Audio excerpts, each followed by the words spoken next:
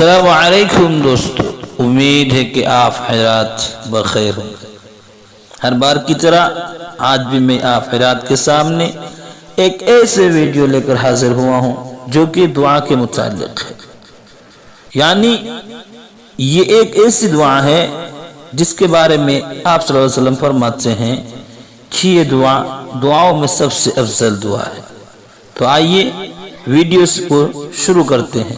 اس سے قبل میں آپ سے یہی گزارش کرنا چاہتا ہوں کہ آپ ویڈیو کو مکمل دیکھیں اور اس پر عمل کرنے کی کوشش کریں، انشاءاللہ آپ کو بہت زیادہ فائدہ ہوگا۔ آئیے ویڈیو کو شروع کرتے ہیں۔ آپ صلی اللہ علیہ وسلم کے پاس ایک شخص آیا اور اس نے کہا کہ ایسی دعا بتا دیں جس سے افضل کوئی دعا نہ ہو۔ یعنی ایک شخص اللہ کے رسول صلی اللہ علیہ وسلم کے پاس آتا ہے اور کہتا ہے کہ اللہ کے رسول مجھے ایک ایسی دعا بتا دیجئے جس سے افضل اور کوئی دعا نہیں ہے۔ تو آپ صلی اللہ علیہ وسلم نے صرف ایک کلمہ بولا، فرمایا تسأل ربک العفو والعافیت فی الدنیا والآخرہ۔ سوال کرنے والے اپنے رب سے صرف دنیا و آخرت میں معافی اور عافیت کا سوال کیا کرو۔ دعا ہے تسأل رب العفو والعافیت فی الدنیا والآخرہ۔ سوال کرنے والے اپنے رب سے صرف دنیا و آخرت میں معافی اور عافیت کا سوال کیا کرو۔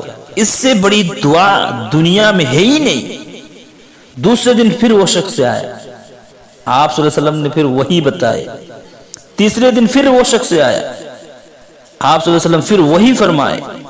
میرے عزیز بھائیو، اللہ سے عافیت طلب کرو۔ عافیت یہ بہت بڑی نعمت ہے۔ اللہ کے رسول فرماتے ہیں کہ عافیت یہ بہت بڑی نعمت ہے۔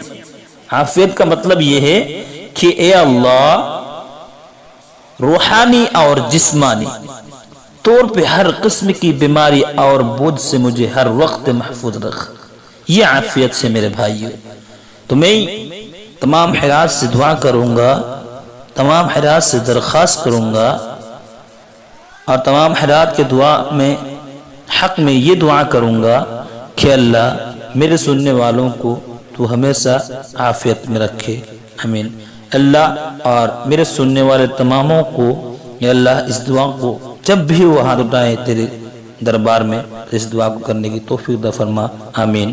اور تو ہمیشہ میرے ویڈیو دیکھنے والے اور سننے والوں کی دعا کو قبول و منظور فرما، آمین۔ السلام علیکم ورحمۃ اللہ۔